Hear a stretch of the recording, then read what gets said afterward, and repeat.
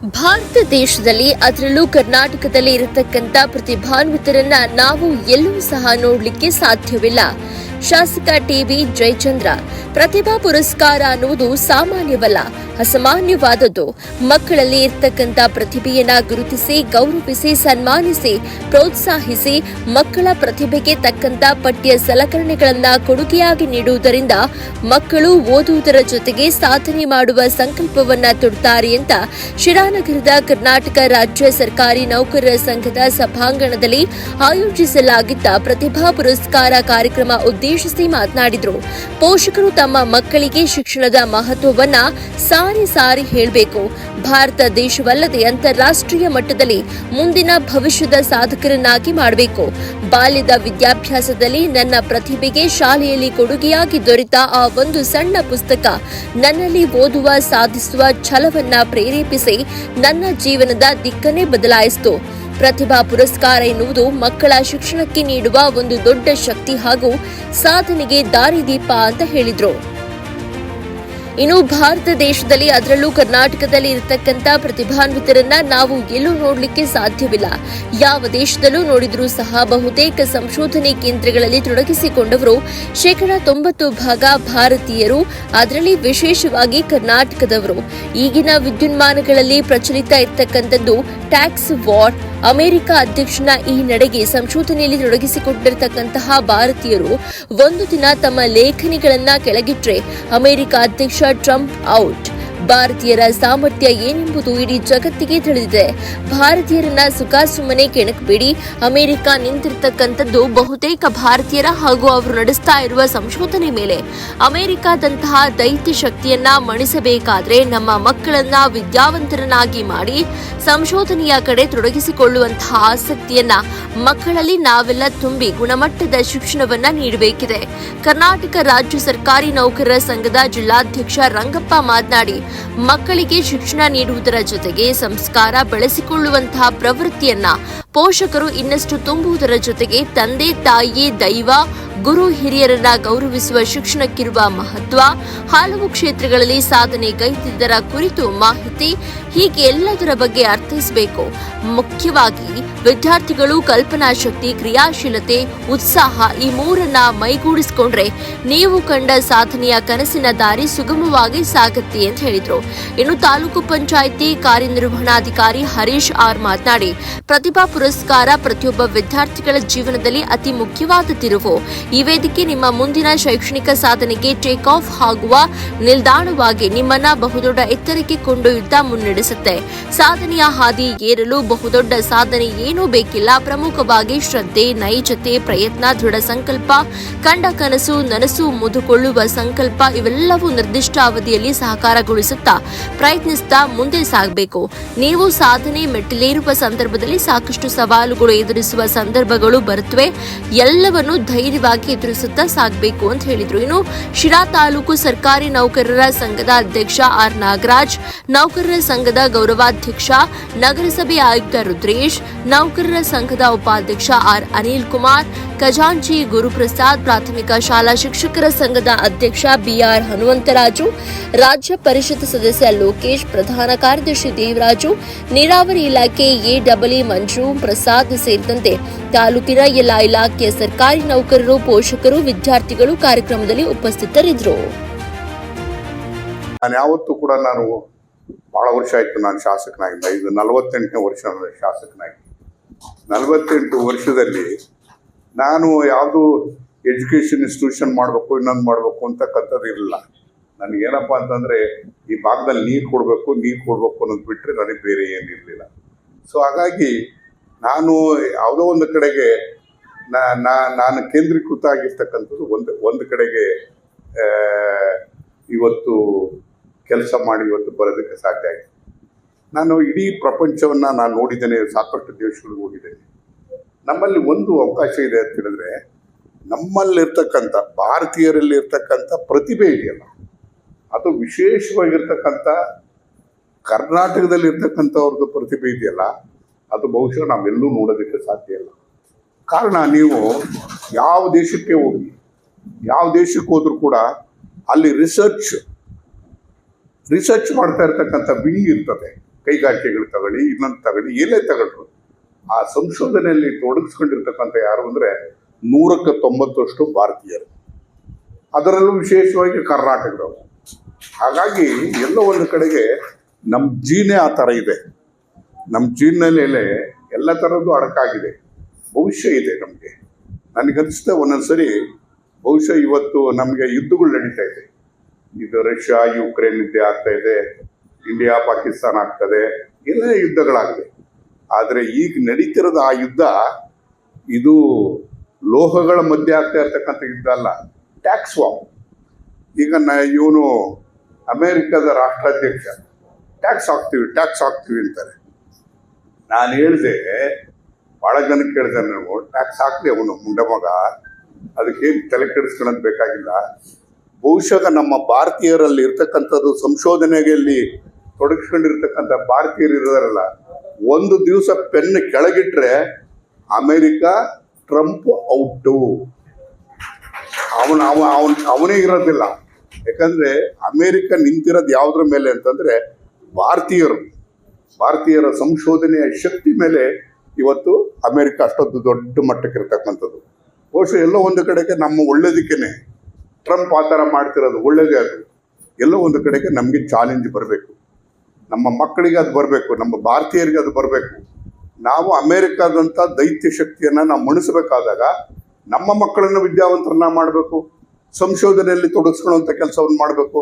ಅವ್ರು ಮುಂದೆ ಬಂದಂಥ ಸಂದರ್ಭದಲ್ಲಿ ಭಾರತ ಯಾವ ದೇಶವನ್ನು ಬೇಕಾದರೂ ಕೂಡ ಹಿಂದಿಕ್ಕದಕ್ಕೆ ಸಾಧ್ಯ ಆಗ್ತದೆ ಅಂತಕ್ಕಂಥ ಮಾತನ್ನು ಈ ಸಂದರ್ಭದಲ್ಲಿ ಹೇಳ್ತಾ ನಾನು ಹೆಚ್ಚು ಮಾತಾಡಕ್ಕೆ ಹೋಗೋದಿಲ್ಲ. ಭಾಳ ಒಳ್ಳೆ ಕೆಲಸವನ್ನು ಮಾಡ್ತಾ ಇದ್ದೀರಿ. ಆ ಪ್ರತಿಭೆ ಆ ಮಕ್ಕಳಿಗೆ ಕೊಡ್ತಕ್ಕಂಥ ಒಂದು ಕರೆದು ಸನ್ಮಾನ ಮಾಡಿ ಅವ್ರಿಗೊಂದು ಪ್ರೈಸ್ ಕೊಟ್ಟಂಥ ಸಂದರ್ಭದಲ್ಲಿ ಅವ್ರ ಮಕ್ಕಳಿಗನ್ನ ಭವಿಷ್ಯವನ್ನೇ ಮತ್ತು ಎಲ್ಲೋ ಒಂದು ಕಡೆಗೆ ಒಂದು ಶಕ್ತಿಯನ್ನು ಕೊಟ್ಟಂಗೆ ಆಗ್ತದೆ, ಭವಿಷ್ಯವನ್ನೇ ಬದಲಾಯಿಸೋದಕ್ಕೆ ಸಾಧ್ಯ ಆಗ್ತದೆ ಅಂತಕ್ಕಂಥ ಮಾತನ್ನ ಈ ಸಂದರ್ಭದಲ್ಲಿ ಹೇಳಿ ಒಳ್ಳೆ ಕೆಲಸವನ್ನು ಮಾಡ್ತಾ ಇದ್ದೀರಿ. ಅದು ಮಾಡಿ. ನನಗೊಂದ್ಸರಿ ಜ್ಞಾಪಕ ಬರ್ತದೆ, ನನಗೆ 100 ಪೇಜಿದ್ದು ಒಂದು ಎಕ್ಸಸೈಸ್ ಕೊಡ್ಬೇಕಾದಾಗ ನನ್ನ ಪಕ್ಕದಾಗ ಒಬ್ಬ ಹುಡುಗ ಕೂತ್ಕೊಂಡಿದ್ದ.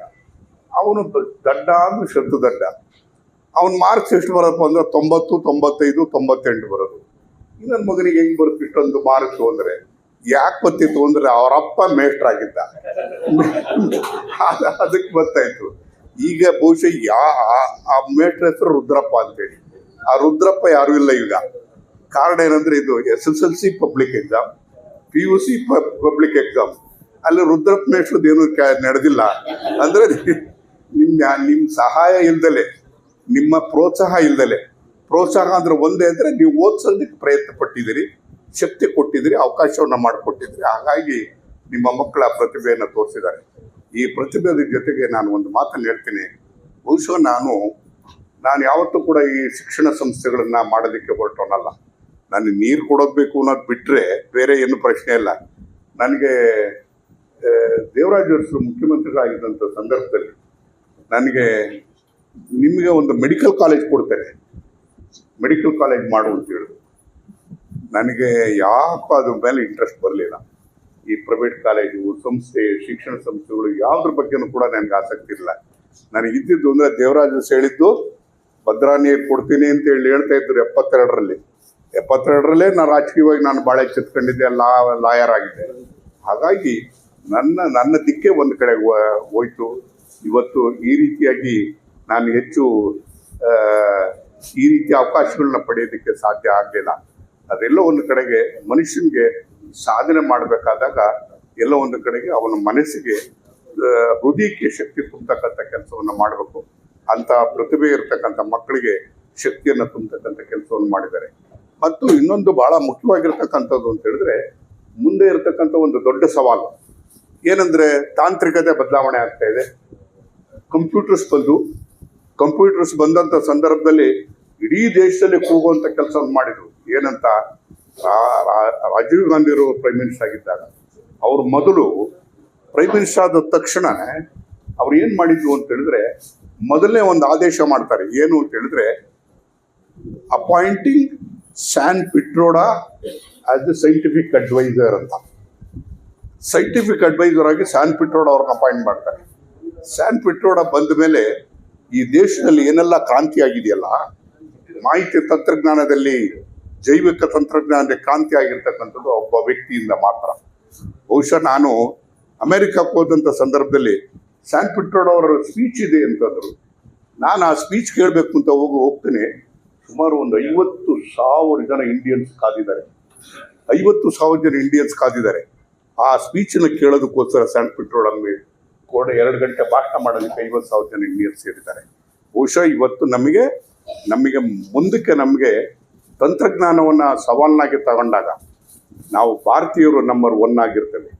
ಬಹುಶಃ ನಾವು ಇದೇ ಥರವಾದಂಥ ರೀತಿಯಲ್ಲಿ ಹೋದಂಥ ಸಂದರ್ಭದಲ್ಲಿ ಅಮೇರಿಕನೂ ಹಿಂದಿಕ್ಕಕ್ಕೆ ಸಾಧ್ಯ, ರಷ್ಯನೂ ಹಿಂದಿಕ್ಕಕ್ಕೆ ಸಾಧ್ಯ ಇದೆ, ಚೈನಾನ ಹಿಂದಿಕ್ಕಕ್ಕೆ ಸಾಧ್ಯ ಇಲ್ಲ. ಜೊತೆಯಲ್ಲಿ ಹೋಗ್ಬೇಕಾಗ್ತದೆ. ಯಾಕೆಂದರೆ ನಾನು ಕೂಡ ಚೈನಾದಲ್ಲಿ ನೋಡಿದ್ದೇನೆ. ಅವರು ತಂತ್ರಜ್ಞಾನಕ್ಕೆ ಕೊಡ್ತಾ ಇರ್ತಕ್ಕಂಥ ಒತ್ತು ನಾವು ಯಾರು ಕೊಡ್ತಾ ಇಲ್ಲ. ಎಲ್ಲೋ ಒಂದು ಕಡೆಗೆ ನಮ್ಮ ಶಿಕ್ಷಣ ಸರ್ಕಾರದ ಭಾಗವಾಗಿ ನಾನು ಹೇಳ್ತಿದ್ದೀನಿ, ಇವತ್ತು ನಮ್ಮ ಶಿಕ್ಷಣದಲ್ಲಿ ನೀತಿ ಬದಲಾವಣೆ ಆಗಬೇಕಾಗ್ತದೆ, ಆದ್ಯತೆಗಳ ಬದಲಾಗಬೇಕಾಗ್ತದೆ, ತಂತ್ರಜ್ಞಾನದ ಬಗ್ಗೆ ಅರಿವನ್ನು ಮೂಡಿಸ್ತಕ್ಕಂಥ ಕೆಲಸ ಆಗಬೇಕಾಗ್ತದೆ.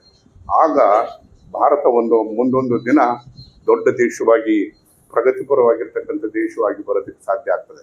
ಬಹುಶಃ ಮುಂದೆ ಇವತ್ತು ನಾವು ಸನ್ಮಾನ ಮಾಡ್ತಕ್ಕಂಥ 63 ಜನ ಮಕ್ಕಳು, ಆ ಮಕ್ಕಳು ಇವತ್ತು ಈ ಜಾಗದಲ್ಲಿ ಕೂರೋರು ಅಥವಾ ನಮಗಿನ್ನ ಜಾಸ್ತಿ ಸ್ಥಾನಮಾನವನ್ನು ಗಳಿಸೋದಕ್ಕೆ ಸಾಧ್ಯ ಇರ್ತದೆ.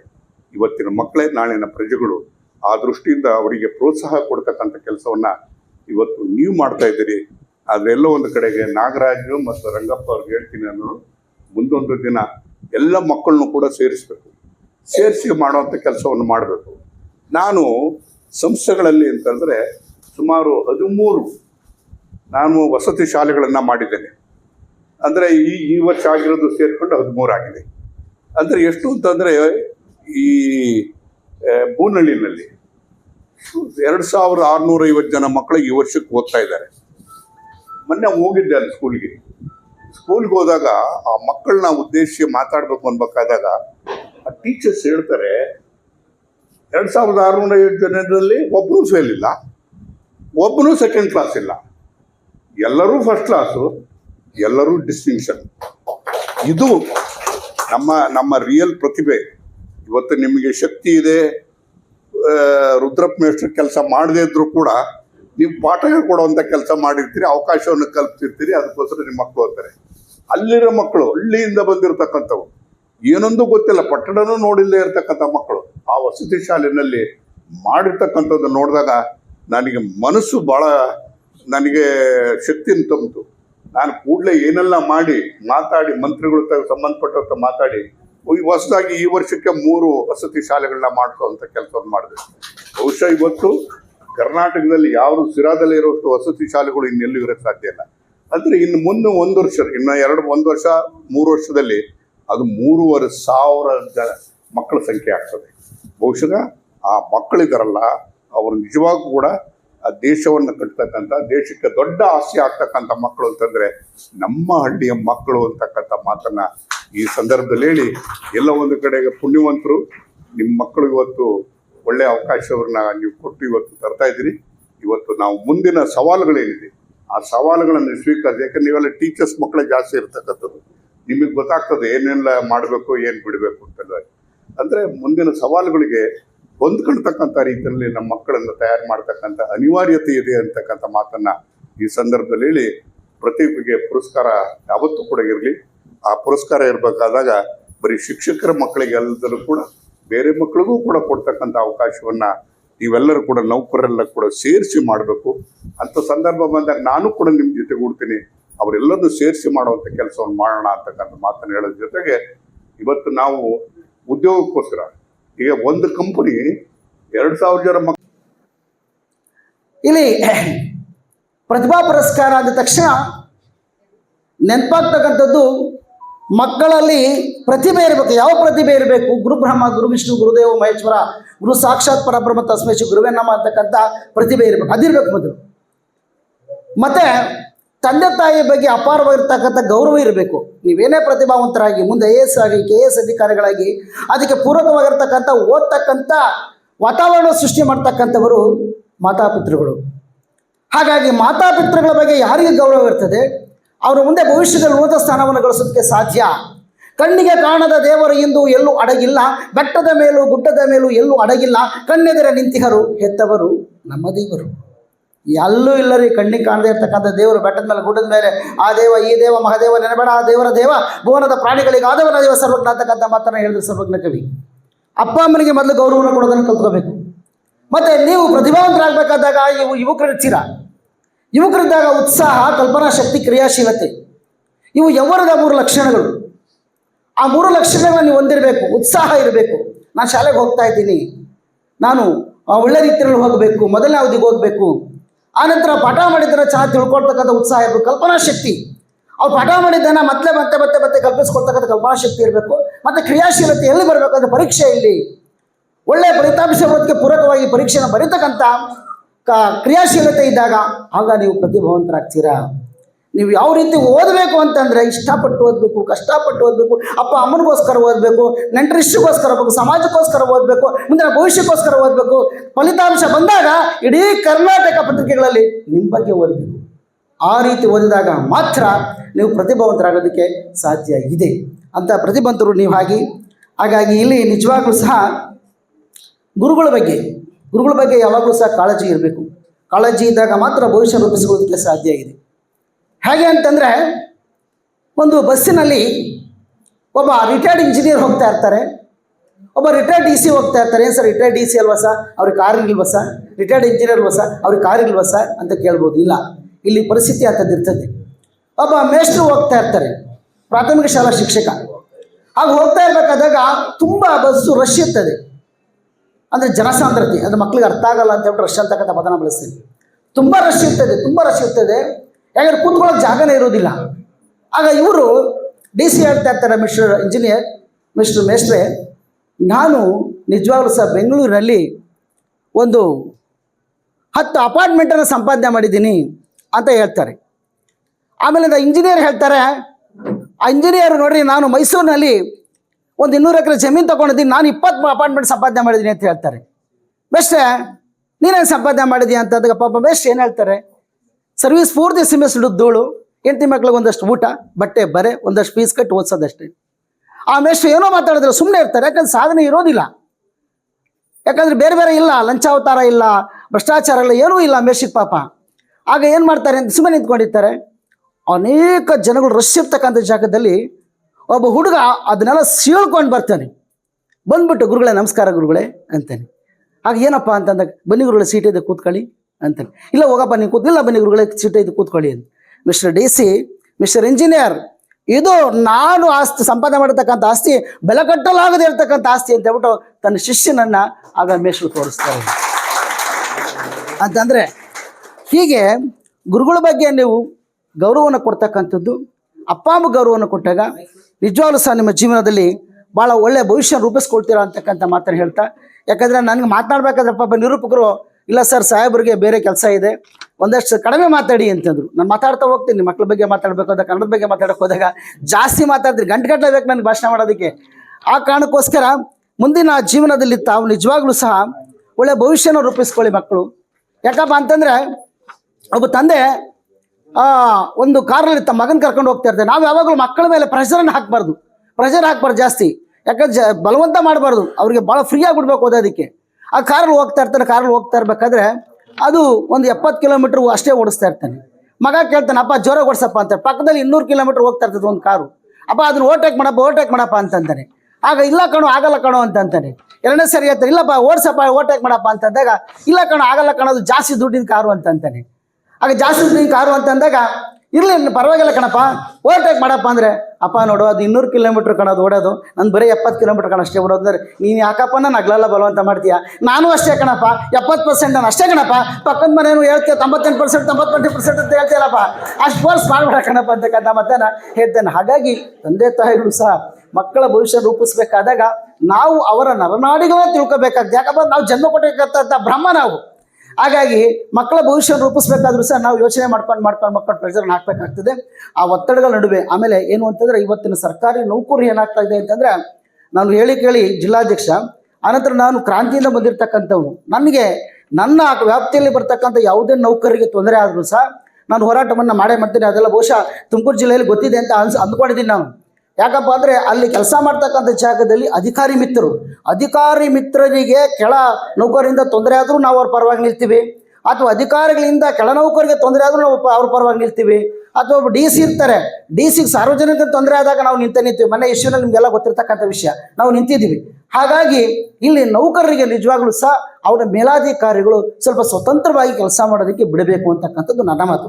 ಅದರಲ್ಲೂ ಸಹ ಶಿಕ್ಷಣ ಇಲಾಖೆಯಲ್ಲಿ ಭಾಳಷ್ಟು ಒತ್ತಡ ಕೊಡ್ತಾರೆ ಅಂತಕ್ಕಂಥದ್ದು ಗೊತ್ತಾಗಿದೆ. ಉತ್ತಮ ಅಂಕಗಳನ್ನು ತಗೊಂಡಿದ್ದೀರಿ. ಈಗ SLC ಪಾಸ್ ಆಗಿರ್ತಕ್ಕಂಥವ್ರು PUC ಜಾಯ್ನ್ ಆಗಿರ್ತೀರಿ. PUC ಒಳ್ಳೆ ಮಾರ್ಕ್ಸ್ ತಗೊಂಡಿರುವಂಥವ್ರು ವಿವಿಧ ನಿಮ್ಮ ಕೋರ್ಸ್ಗಳಿಗೆ ಜಾಯ್ನ್ ಆಗಿದ್ದೀರಿ. ಮುಂದಿನ ಏನು ನಿಮ್ಮ ಘಟ್ಟ ಇದೆ ತುಂಬಾ ಇಂಪಾರ್ಟೆಂಟ್ ಇದೆ. ಒಂದು 5 ವರ್ಷ ಅಥವಾ ಒಂದು 4 ವರ್ಷ ಆ ಘಟ್ಟದಲ್ಲಿ ತಾವೆಲ್ಲ ಏನು ಶ್ರಮ ಹಾಕ್ತೀರಿ, ಶ್ರದ್ಧೆ ಹಾಕ್ತೀರಿ, ಅವೆಲ್ಲವೂ ಕೂಡ ನಿಮ್ಮ ಇಡೀ ಜೀವನವನ್ನು ರೂಪಿಸ್ತವೆ. ನಾವೆಲ್ಲರೂ ಕೂಡ ಸರ್ಕಾರಿ ಶಾಲೆಗಳಲ್ಲಿ ಓದಿ ಭಾಳ ಹಿಂದಿನ ದಿನಗಳಲ್ಲಿ ನಮಗೆ ಒಂದು ಶಾಲೆಯಲ್ಲಿ ಫಸ್ಟ್ ಕ್ಲಾಸ್ ಅಂದರೆ 1 ಬರ್ತಿತ್ತು, ಒಂದು ಕಾಲೇಜ್ ಅಂದರೆ ಒಬ್ಬರು ಫಸ್ಟ್ ಕ್ಲಾಸ್ ಬರ್ತಿದ್ವಿ, ಒಂದು 3 ಜನ ಸೆಕೆಂಡ್ ಕ್ಲಾಸು, ಇನ್ನು ಉಳಿದವ್ರು 1-2 ಪಾಸು, ಫೇಲ್ ಆಗೋರೇ ಜಾಸ್ತಿ. ಟೋಟಲ್ ಒಂದು 25 ಜನ ಇದ್ರೆ ಫೇಲ್ ಆಗೋರೇ ಜಾಸ್ತಿ ಅಲ್ವಾ? ಕಳೆದ ಒಂದು 10 ವರ್ಷ ಹಿಂದಿನ ಅಂಕಿಅಂಶಗಳು ನೀವು ತೆಗೆದು ನೋಡಿದ್ರೆ ಗೊತ್ತಾಗುತ್ತೆ. ಬಟ್ ಹೀಗಾಗಿಲ್ಲ. ಈಗ ಇಲ್ಲೇ ನಮ್ಮ ಸರ್ಕಾರಿ ನೌಕರರು ಎಷ್ಟು ಜನ ಇದ್ದೀವಿ? ಒಂದು 2,000 ಜನ ಇದ್ದೀವಿ. ಆ 2,000 ಜನದಲ್ಲೇ ನಮ್ಗೆ 62 ಮಕ್ಕಳು ಸಿಕ್ಕಿದ್ದೀವಿ ಅರ್ಜಿ ಹಾಕಿರೋರು. ಸೊ ಇನ್ನೂ ನೀವು ಸಮುದಾಯವನ್ನು ಸಂಪೂರ್ಣವಾಗಿ ತಗೊಂಡ್ರೆ ಅದರ ಮಟ್ಟ ಜಾಸ್ತಿ ಇರುತ್ತೆ. ಅಂದರೆ ಸ್ಪರ್ಧಾತ್ಮಕತೆ ತುಂಬ ಜಾಸ್ತಿ ಇದೆ. ಆ ನಿಟ್ಟಿನಲ್ಲಿ ತಾವೆಲ್ಲರೂ ಕೂಡ ವೈಯಕ್ತಿಕ ಆಸೆ ಆಕಾಂಕ್ಷೆಗಳಿಗೆ ಸ್ವಲ್ಪ ಬದಿಗೊತ್ತಬೇಕಾಗತ್ತೆ. ಇನ್ನೊಂದು 4-5 ವರ್ಷ ಮಕ್ಕಳೇ. ಅದು ಈ ಒಂದು ವಯಸ್ಸೇನಿದೆ ಇದು ತುಂಬ ಚಂಚಲವಾದ ವಯಸ್ಸು. ನಿಮ್ಮ ಈ ಒಂದು ಹದಿಹರೆಯ ಏನಿದೆ ಚಂಚಲವಾದ ವಯಸ್ಸು. ಈ ವಯಸ್ಸಲ್ಲಿ ಆಸೆ ಆಕಾಂಕ್ಷೆಗಳು ಮೂಡೋದು ಸಹಜ, ಆಕರ್ಷಣೆಗೊಳಗಾಗೋದು ಸಹಜ. ನೀವು ಈಗ ಆ ಆಸೆ ಆಕರ್ಷಣೆಗಳಿಗೆ ಸ್ವಲ್ಪ ತಡೆ ಒಡ್ಡಿದ್ರೆ, ನೀವೊಂದಷ್ಟು ಅದಕ್ಕೆ ಬೆನ್ನು ತೋರಿಸಿದ್ರೆ, ಒಂದು 5 ವರ್ಷ ಆದಮೇಲೆ ನಿಮ್ಮ ಎಲ್ಲ ಆಕಾಂಕ್ಷೆಗಳು, ಉದ್ದೇಶಗಳು, ಆಶೋತ್ತರಗಳು ಖಂಡಿತವಾಗ್ಲೂ ಈಡೇರ್ತವೆ. ಆ ನಿಟ್ಟಿನಲ್ಲಿ ತಾವೆಲ್ಲರೂ ಕೂಡ ಆಲೋಚನೆ ಮಾಡಬೇಕು. ಒಂದಷ್ಟು ತ್ಯಾಗಗಳನ್ನು ಮಾಡಬೇಕಾಗತ್ತೆ. ಬಹಳ ಕಷ್ಟಪಟ್ಟಿರ್ತಾರೆ ನಿಮ್ಮ ತಂದೆ ತಾಯಿಗಳು, ನಿಮ್ಮ ಪಕ್ಕದಲ್ಲಿ ಕೂತಿದ್ದಾರೆ, ತುಂಬ ಕಷ್ಟಪಟ್ಟು ನಿಮಗೆಲ್ಲ ಎಜುಕೇಷನ್ ಕೊಡಿಸ್ತಾರೆ. ಆಲ್ಮೋಸ್ಟ್ ನಾನು ಸಾಹೇಬ್ರಿಗೆ ಹೇಳ್ತಿದ್ದೆ, ಮ್ಯಾಕ್ಸಿಮಮ್ ಇದರಲ್ಲಿ 90% ಶಿಕ್ಷಕರ ಮಕ್ಕಳು ಇದ್ದಾರೆ ಸರ್ ಅಂತೇಳಿ. ಸೊ ತಾವೆಲ್ಲರೂ ಕೂಡ ಏನು ಬಹಳ ಉನ್ನತ ಹುದ್ದೆ ಅಲ್ಲ, ಬಹಳ ಸಂಪಾದನೆ ಮಾಡುವಂಥ ಹುದ್ದೆಗಳೇನಲ್ಲ. ಅವರ ಕೂಡಿಟ್ಟ ಹಣವನ್ನು ಈಗ ತಾವು ಕೆಲವರೆಲ್ಲ ಮೆಡಿಕಲ್ ಸೇರ್ಕೊಂಡಿರ್ತೀರಿ, ಇಂಜಿನಿಯರಿಂಗ್ ಸೇರ್ಕೊಂಡಿರ್ತೀರಿ, ಬೇರೆ ಬೇರೆ ಪ್ರೊಫೆಷನಲ್ ಕೋರ್ಸಿಗೆ ಸೇರ್ಕೊಂಡಿರ್ತೀರಿ. PUC ಪಾಸ್ ಆಗಿರ್ತಕ್ಕಂಥ ಮಕ್ಕಳು, SLC ಮಕ್ಕಳು ಕೂಡ ಈಗ ಒಂದು ಎಕ್ಸ್ಪರ್ಟ್ ಸ್ಕೂಲಿಗೆ ಸೇರಿಸ್ಬೇಕಂದ್ರೆ ಒಂದು 2 ವರ್ಷಕ್ಕೆ 8ರಿಂದ 9 ಲಕ್ಷ ಫೀಸ್ ಆಗ್ತದೆ. ಅವರ ಇಡೀ ವರ್ಷದ ಸಂಬಳ ನಿಮ್ಗೆ 5-6 ಲಕ್ಷ ಇರುತ್ತೆ. ಸೊ ಆ ಎಲ್ಲ ಅವರ ಇಡೀ ದುಡಿಮೆಯನ್ನು ನಿಮಗೆ ಇನ್ವೆಸ್ಟ್ ಮಾಡ್ತಿರ್ತಾರೆ. ಆ ನಿಟ್ಟಿನಲ್ಲಿ ತಾವು ಯಾವುದೇ ಕಾರಣಕ್ಕೆ ಈ ಮೊಬೈಲ್ ಆಕರ್ಷಣೆಗೋ ಅಥವಾ ಯಾವುದಾದ್ರೂ ಬೇರೆ ರೀತಿಯಾದಂತಹ ಆಕರ್ಷಣೆಗಳಿಗೋ ದಯವಿಟ್ಟು ಒಳಗಾಗಬೇಡಿ. ನಿಮ್ಮ ಓದನ್ನು ಕಂಟಿನ್ಯೂ ಮಾಡಿ, ಖಂಡಿತ ಒಳ್ಳೆಯದಾಗುತ್ತೆ. ನಿಮ್ಮ ಜೀವನ ರೂಪಿಸ್ಕೊಳ್ಬೋದು. ಮತ್ತು ನಿಮ್ಮ ಹೆತ್ತವರಿಗೆ ಮುಂದಿನ ದಿನಗಳಲ್ಲಿ ನೀವು ಹೆತ್ತವರ ಕನಸನ್ನು ಈಡೇರಿಸಿದ್ರೆ ಅವರೇನೇ ನಿಮ್ಮಿಂದ ಎಕ್ಸ್ಪೆಕ್ಟ್ ಮಾಡೋದಿಲ್ಲ. ನೀವು ನಿಮ್ಮ ಕನಸನ್ನು ಈಡೇರಿಸ್ಕೊಂಡ್ರೆ ಸಾಕು, ಅವ್ರಿಗೆ ಖುಷಿ ಇರುತ್ತೆ. ನಿಮ್ಮ ಬದುಕನ್ನು ಕಟ್ಕೊಂಡ್ರೆ ಸಾಕು, ಅವರಿಗೆ ಖುಷಿ ಇರುತ್ತೆ. ಅದನ್ನು ತಾವು ಮಾಡಿದ್ರೆ ನಾವು ಇವತ್ತು ತಮಗೇನು ಕರೆದು ಒಂದು ಸಣ್ಣ ಪುಟ್ಟ ಒಂದು ಪ್ರೋತ್ಸಾಹವನ್ನು ಮಾಡ್ತಾ ಇದ್ದೀವಿ. ಅದಕ್ಕೊಂದು ಅರ್ಥ ಸಿಗ್ತದೆ. ಈ ಕಾರ್ಯಕ್ರಮಕ್ಕೂ ಒಂದು ಅರ್ಥಪೂರ್ಣತೆ ಸಿಗ್ತದೆ. ಮತ್ತು ಈ ಸಭೆಯಲ್ಲಿ ಅತ್ಯಂತ ಯಾವಾಗಲೂ ಕೂಡ ತುಂಬ ಬ್ಯುಸಿ ಇರತಕ್ಕಂಥ, ರಾಜ್ಯದಲ್ಲೇ ತುಂಬ ಅತ್ಯಂತ ಕ್ರಿಯಾಶೀಲಾತ್ಮಕ ರಾಜಕಾರಣಿಗಳು ನಮ್ಮ ಸಾಹೇಬರು. ಅವರು ತಮಗೆ ಒಂದು ಸಮಯನ ಕೊಟ್ಟು ಇಲ್ಲೊಂದು ಗಂಟೆ ತಮ್ಮ ಜೊತೆ ಕಳೀಲಿಕ್ಕೆ ಬಂದಿದ್ದಾರೆ. ತಮ್ಮೊಂದಿಗೆ ಒಂದಷ್ಟು ವಿಷಯಗಳನ್ನು ಹಂಚ್ಕೊಳ್ಳಿಕ್ಕೆ ಬಂದಿದ್ದಾರೆ. ಅವ್ರ ಮಾತುಗಳನ್ನ ಕೇಳಿ ತಾವೆಲ್ಲ ಬಹಳ ಅನುಭವ ಉಳ್ಳವಂಥವ್ರು.